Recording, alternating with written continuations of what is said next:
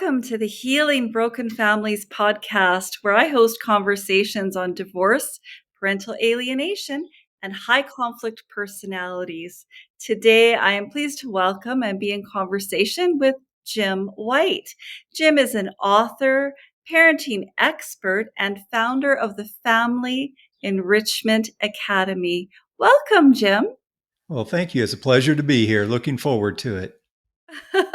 Great to be with you. So tell me, what is the Family Enrichment Academy, and where did this idea come from? Where did it come from? That's a great. I have to go back a little bit and give you a little bit of my background to get you to how I got here. Um, I have been a student of personal development, marriage, and parenting for like 40 years now. And more importantly, I've been spending those 40 years applying the lessons that I've learned as a husband and a father to 6 children. And when I talk to people, I like to share that I'm a classic example of what I call the hero's two journeys. I don't know if you're familiar with the idea. It's a storytelling idea. It's used a lot in books and what have you around the hero's two journeys. And the premise is that if you take the main character in a movie, let's say, they're on two different journeys. There's the journey of accomplishment. They have a goal or a task that they're trying to accomplish. But then there's also this second journey that they're on, and that's the one that makes the hero so compelling. It's an internal transformation that they're going through. They're becoming a better person. They're learning new principles, values, and beliefs to live by. And I say that, and how it relates to me is, through our journey from a family standpoint, I felt like I was on these two journeys as well. I mean, as you can imagine, having 6 children, there was a lot of tasks to accomplish. There were places to be, dinners to cook, homework to help with. There was just tons of stuff for us to do. Sometimes I tell people we were 6 kids busy. I mean, there was just a lot to do. And we went through a lot of obstacles as well, which a lot of families have obstacles that they have to overcome. We dealt with everything from like a lost homework assignment to one of our children actually struggling with a learning disability. We dealt with everything from a simple scratch on the knee to one of our daughters having some issues and struggling a little bit with drugs and alcohol. So there was a lot of those kinds of issues to deal with. And as you can imagine, being married for 40 years, there were both sunny and cloudy days for my wife and I in the marriage. And in fact, I like to share that it was like we had 3 distinct hurricanes. These were times where, we did talk about and discuss the possibility of divorce. So, we've had our ups and downs as well.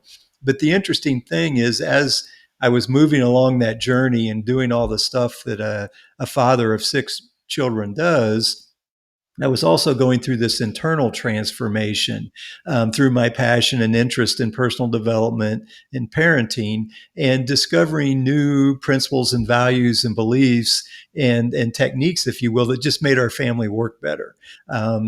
And over those years, we don't always look like what I'll call an ideal family, but we do more often than not. And actually, I started writing about 20 years ago and put together another book back then. And I had this definition of a successful family. And one of the key components is that the family has a sense of peace, joy, warmth, and love within the home. And again, we don't always look like that, but we do, quite often. And more importantly, I now know how to lead us back to that if we start to drift away. All that to say that now I'm at a point in my life where our youngest child is actually off in college. And what's happened is a few years back, I just started feeling called to share some of the wisdom and some of the insights that I have gained over those 40 years with other people. And so with that, I founded the Family Enrichment Academy as a vehicle to fulfill that calling and to share that information. And what we do, I mentioned I've written a book. It's focused on parenting with teenagers, but then I also do coaching with parents with teenagers and have some online courses. I call it a 28-day boot camp, it's directed for parents with teenagers. And so it's just a matter of sharing those insights and working with people to help them, sort of transform their relationship with their teenager. And the primary goal is to just bring back and sort of reinitiate that love, peace, joy within the home. That's really the goal and the target. So that's a 40-year journey in like a 5-minute description there, but that's how I got to the Family Enrichment Academy. So Jim, we're 3 minutes into this podcast, and this platform is not it's not recording properly. Okay. Now Okay. it just started recording me. All right, so I'm going to ask you now to really. I think we can both agree that healthy families amount to healthy communities. You know, Right. help having that healthy family unit. And I'd love to hear more about your expertise with teenagers because that's a tricky time. I know I have a 14-year-old. What's the secret to really making breakthroughs as parents with the teenagers that we love so much? Yeah, it's you know, it's a journey first of all, and you have to understand that it is a journey, and that you're going to be faced with new circumstances and situations and issues on a daily basis. And so I think there's a couple of things that really make it work better for the parent with the teenager. The first piece is I like to use the shift from control to empowerment. A lot of times when the children are younger, as a parent, we have control, if you will, and we sort of dictate what happens and where, the schedule, for example, or what they do. But as they transition into those teen years, we, as a parent, it works better if you can transition into more of an empowerment mindset. So in other words, you're not trying to control everything that the teenager does, because they're starting to want to be able to exercise that on their own a little bit. And the parent's role then shifts to more of an empowerment kind of a mindset where you're supporting them and helping them to grow and develop. Which, if you think about it, is critical, because within just a few short years, that teenager is going to be out on their own, and it's going to be up to them to make their own decisions. And being able to be responsible, be resourceful, and manage their own life is just so critical for that teenager as they move into their adult years. And we start that when they're a teenager. You can start to turn over some of that control.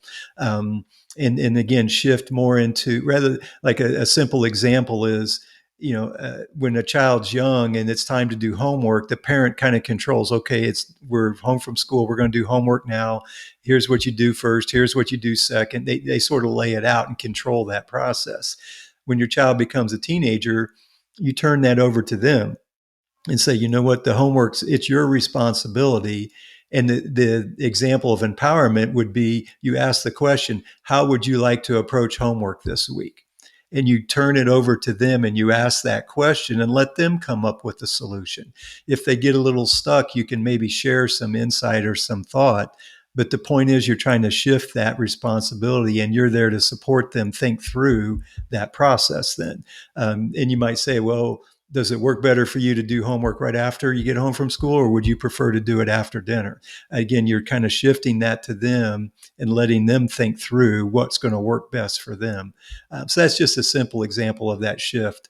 And then the other piece is really adopting a what I like to call a growth mindset. It's and that the reason that's so important is because, again, it is a journey, and you're always going to be faced with new challenges. And as a parent, you got to be open to and think in terms of, okay, I've got to grow and develop along this journey as well.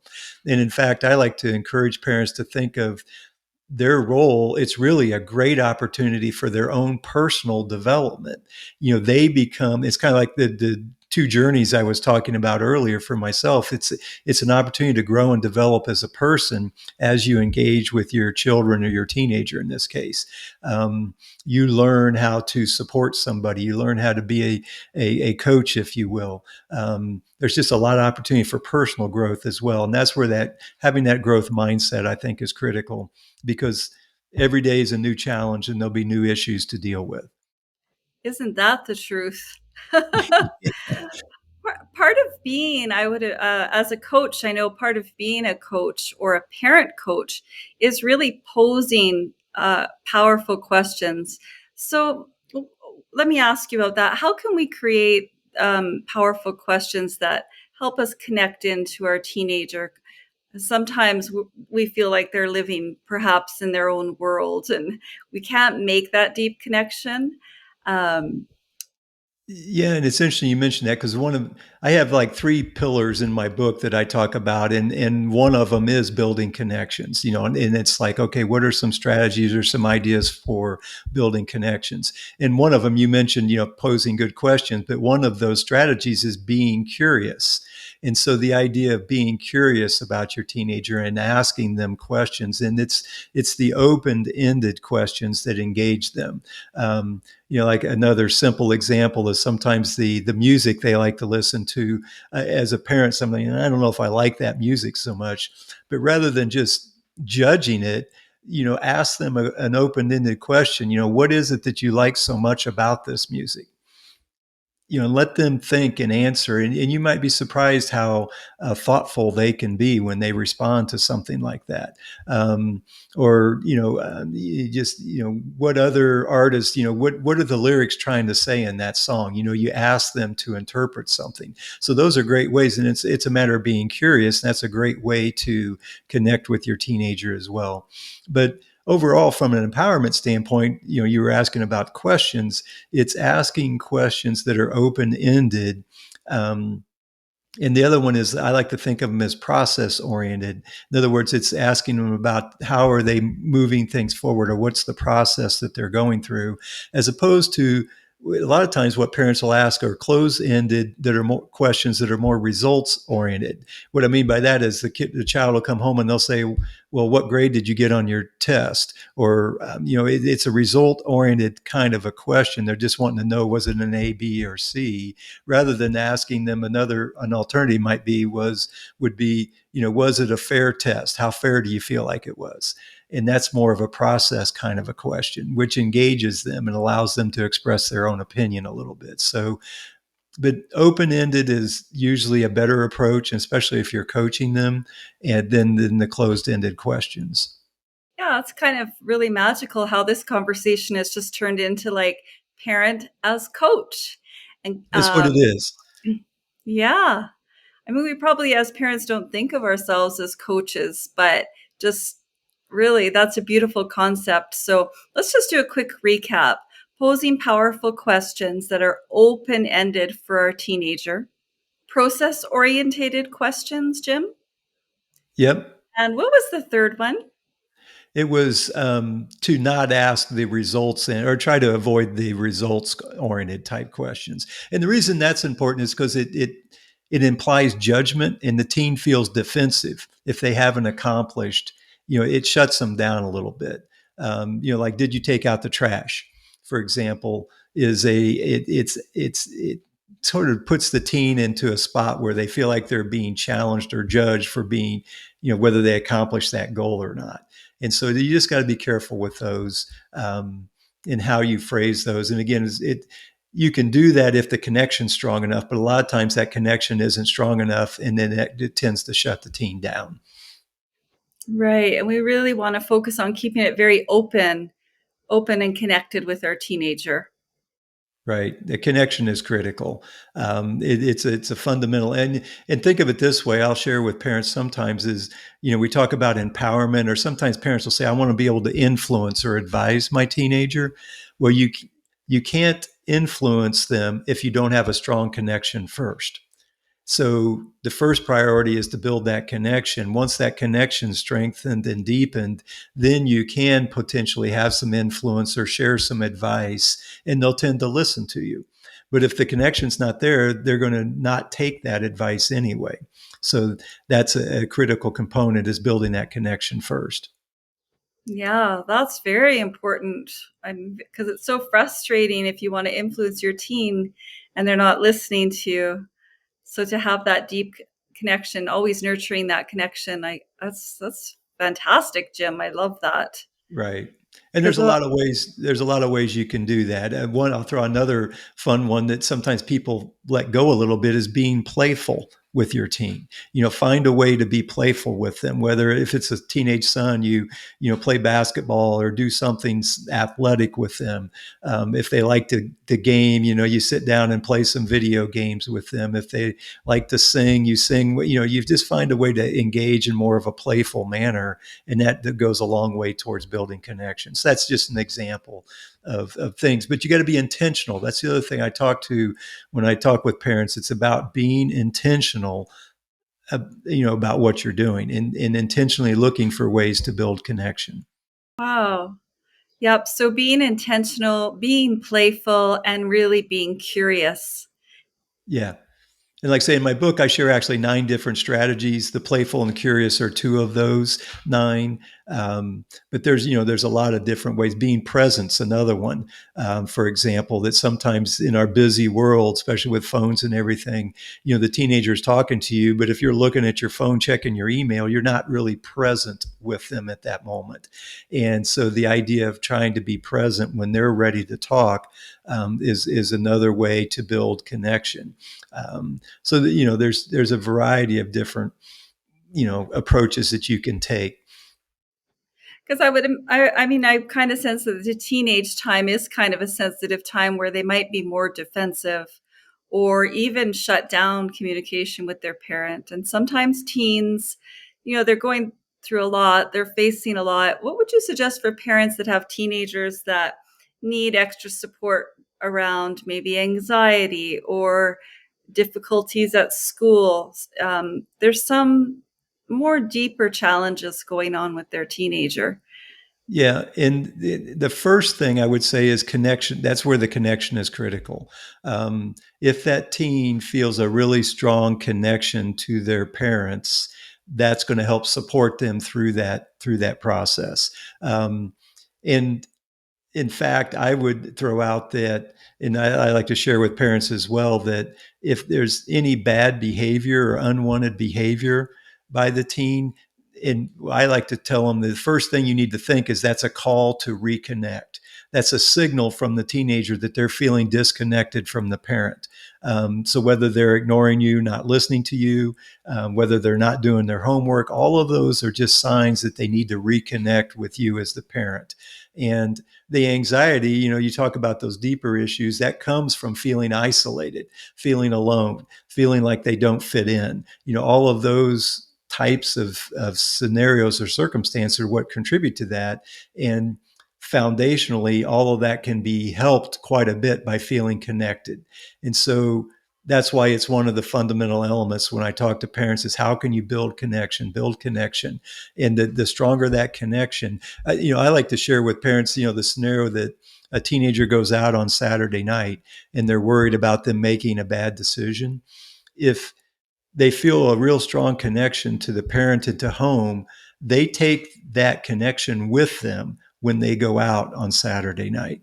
And if the parent has a strong connection and there's a sense of self-respect, if you will, that the teenagers develop through that connection with the parent, they're going to take that self-respect with them when they go out on Saturday night and somebody, a peer tries to talk them into doing something that they feel like is not appropriate. And so, but it all starts with that connection to the parent and to the home. And so that's why that's a foundational element, is to build that. And it can help with a lot of those more difficult issues as well. Would trust be a foundational element in that example where you're seeing your teen go out and you're wanting to control instead of empower your teenager, or you're worried, or you start to have your own Right. anxiety about a temptation or Right. And actually, one of the other fundamentals or the foundational element I talk about is the parent's own mindset. And I like to position it in that all of us within us, we have 2 different competing mindsets. One of them is fear based. And so when the parent's worried about their teen out on Saturday night, that's coming from a fearful perspective, or they're looking at the scenario from a fearful mindset, if you will. But then the other mindset that lives within us is love based. And the ongoing challenge for the parent is to be intentional and, first of all, to be aware of where they're coming from. And then to be able to intentionally choose, do I want to look at this scenario from more of a loving perspective or a love based mindset versus a fearful one? And I would argue that that love-based mindset is where all the good stuff happens. That's where connection is built. That's where healing can happen. That's where trust comes into play when you look at it from a loving perspective. And that's where you get into the mindset where you really can empower the teenagers when you're looking at it from a more of a love-based mindset. If you think about it, when you're fearful, that's when you want to control everything. That's what brings up all those needs to control, is because you're fearful and you feel like the teen can't do it on their own. That's in effect what you're saying to them when you try to over control, is that I don't believe you can do this. And think how that feels to the teen. They feel like nobody's on their side. Nobody believes in them. And so part of building that connection and being more love centered, if you will, communicates to the teen that I believe in you. I know that you can handle this situation. And, but that implies a little bit of trust as well. So it's all kind of intertwined, but, being love centered really helps to, move through those scenarios where the parent might feel a little bit fearful and like they need to control something. Yeah, it all sounds very relieving to me and a lot less stressful, because sometimes being a parent is stressful. And just when you're asking me to shift into a more love-based mindset, I feel like relieved, like, you Right. know, yeah. Yeah, and So and the other thing that it's interesting that parents have to be comfortable with, if you're going to turn over control and be more there to support and empower the teen, there's a very good chance, and actually it's almost 100% guarantee that they're going to make some mistakes along the way, right? Because but that's part of their development, is they learn through going through that experience of making that mistake and making that decision. An example, and I've heard this before, where a son or daughter will bring home a new boyfriend, let's say, and the parent doesn't like the new boyfriend, and so the parent then starts to try to control the situation and talk their daughter in this case and saying, "Hey, this guy's not good for you. You need to." But they're controlling it because they're fearful that it's going to end badly for the teen. At the same time, that teenager needs to go through the process of learning to discern a good relationship from a bad one. And so when the role of the parent is to coach them through that without making the decision for them or trying to force a decision on them. And if they learn through that and they come to the realization for themselves that this is not a good relationship, that's going to serve them for the rest of their life, because they've learned to recognize maybe a relationship with another person that's not supportive, for example. So, but that's part of the process of becoming an adult, is learning to be resourceful and make your own decisions, which requires going through making some bad decisions in the process. And that's the hard thing for us parents to let happen. You have to let it happen, though, you know? right. Yes, yeah. Like just back to the journey and just looking at the whole journey and the season of whatever that is. Right, But exactly. allowing your child to make mistakes. Yep, that's so critical, because that's how we learn. When you think about it, that's how we learn the best, is when we go through, have our own personal experience with something, and it becomes a part of who we are then. So, but you have to let the teen go through that and be there to support them as they go through it by asking questions. You talk about questions again. What can you learn from this? Or what started, the relationship issue we were just talking about. You asked, well, what started to go? When did you notice that this wasn't a good situation? You just sort of let them verbalize it and express it, which helps them to get it at a deeper level. So what did you start to notice happening, or what happened that you didn't like? When did you make this decision? How did you make that decision? You ask those kinds of questions and let the teen process that, and then they really get it at that point.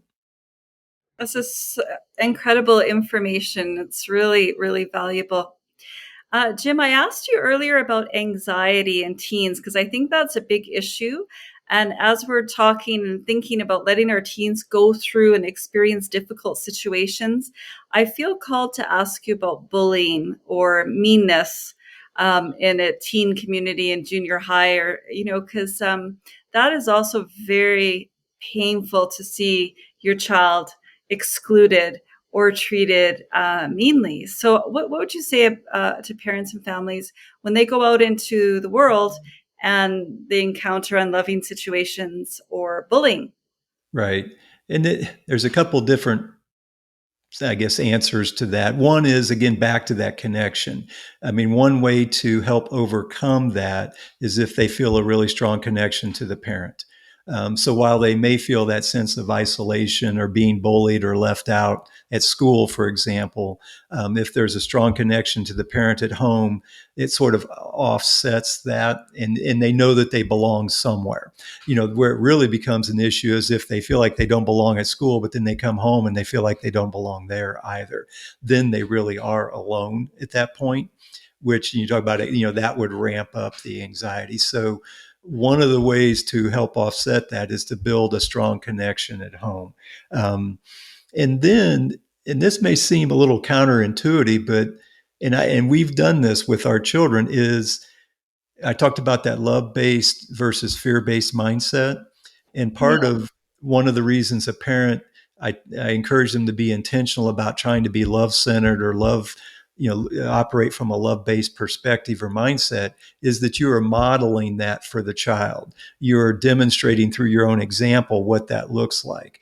Um, and one of the, and I would argue that the more time you spend in that mindset. Remember, I talked about the original goal was to bring peace, joy, warmth, and love into the home or to the person.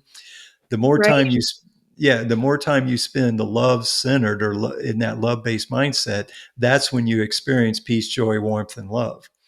And when you're fearful in that fear based mindset, that's when you don't. You experience things like anxiety or anger or frustration and all those other, what we would call negative emotions.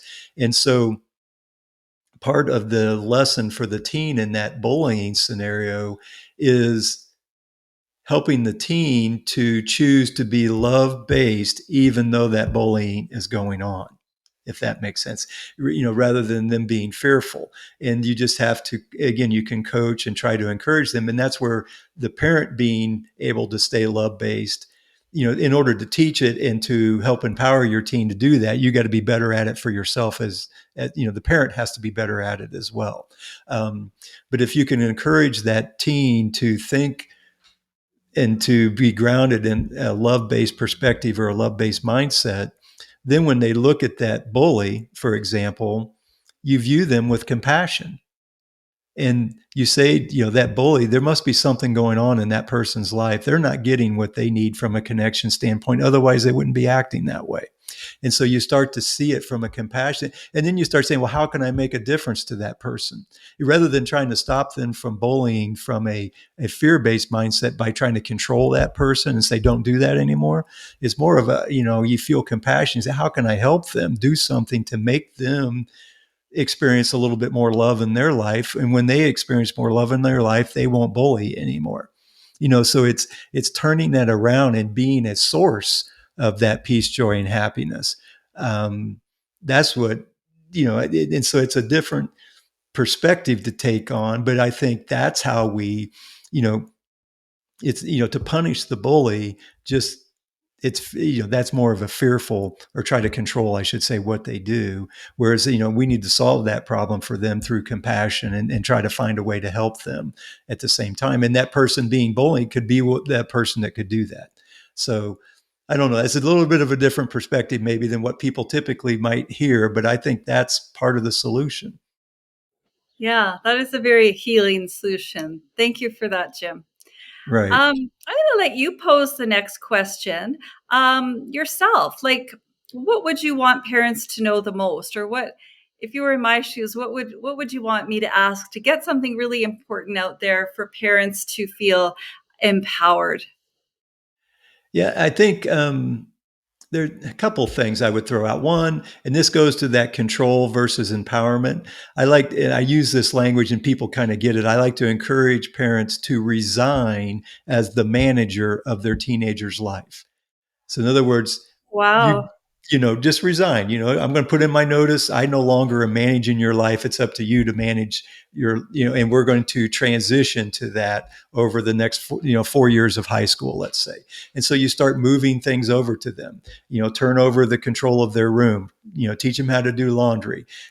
Tell them to make their own dentist appointment. I mean, you just continue to hand things over to them as you go through that resignation. You're resigning as the manager and you're turning that over. And like in the business world, if you think about it, if I said I'm going to resign from my employer because I'm going to retire in a year, over that year you spend time transitioning and teaching your replacement how to manage the day-to-day aspects of that job in this example. So you think of it in terms of, okay, how do I empower and teach the team to take these things over? So um, and that language, I think, sometimes connects with people, and that idea of giving up control and turning more into an empowerment type mindset. So that's one thing I would throw out. But I think at the fundamentals of it all is I really want parents, and part of my message to parents is there is so much opportunity for their own personal growth. And that personal growth is centered around this idea that I've mentioned around these two competing mindsets. And if as you go through your role as a parent, as you can start to be very intentional and be able to choose to engage more from a love-based mindset more often than not, things with your family, actually everything in your life will get better. And it's being intentional. And it's interesting, when you start to pay attention, you find that you're probably more fear-based than you realize that you are. I mean, we engage from that fearful mindset more often than we might think we do. um, and so that's at the core of it. It's so learning to be more love-based is going to make the parenting go better, but it's going to make everything in your family work better and everything in your life work better as well. But you have to be intentional about it. You got to make an effort to create it. We talk about, when something happens, it's like life putting the squeeze on you. And when it Yeah. happens, we start to experience frustration or disappointment or anger. And those are all signals that you're more fear based. And so the goal is to create a pause and say, wait a minute, I'm experiencing some frustration. That's a signal. I need to pause here for a minute and say, okay, how else can I look at this situation? How can I shift my perspective to be more love centered, if you will? And when I do that, what do I see when I do that? And then out of that perspective, now what do I see that I can do to move this situation forward that's more love centered? So that's a fundamental message that really for the parent can be transformative in the way their family works, in the way they work with their teenager, and just the way their marriage works and everything works for them. So that's the core message. It's a beautiful healing core message, Jim. It's been really lovely and powerful to talk to you. I think I'd hire you to be my parent coach. But if someone else wanted to reach out to you for family enrichment or parenting coaching, how might they reach you? So the website is familyenrichmentacademy.com. So you can go there, and I'll shoot you that link so you can include it here if you have show notes and what have you. And one thing, if it's okay, I might share. I have one of the most common questions I get is, how do I get my teenager to open up and to talk more? And as we've discussed, my sort of short response is, you got to ask better questions, right? That's the key, is asking better questions. And to that end, I have a free resource I like to share with people. It's 10 questions you should never ask your teenager. Think of these as like conversation killers, right? They're the ones that shut them down. And then we've got 10 great questions. These are the ones that open them up and sort of create conversation. So it's a free resource that's available on the homepage of my website, but I can send you a link as well for that. And that's a great way to connect to our community and start to be, part of the community. But yeah, and then it's Jim at familyenrichmentacademy.com if somebody would like to shoot me an email. Yeah, I would, and I'd love to know those 10 questions. Like that has my curiosity piqued because again, we're back in conversation, but we just want to keep it open, curious, neutral, flowing as intentional, loving parents. What a powerful message you shared today, Jim. Thank you. Well, my pleasure. It's been an honor to be here. And, it's just, I just love getting out and being able to help and serve people. That's the key. It definitely comes across. I hope to connect with you again. That's all we have time for today. But I just like to, I hope that our audience really got something, a golden nugget from that. And there was a lot of golden nuggets in our talk today. So I'm Barbara Lapointe, and I'm asking and inviting you to subscribe on YouTube. Go ahead and give us a 5-star review on Apple Podcasts or from wherever you're tuning in. But wishing everyone healing, love, and light. And you can reach out to me anytime at barbara@barbaralapointe.com. Thanks for listening to the Healing Broken Families podcast.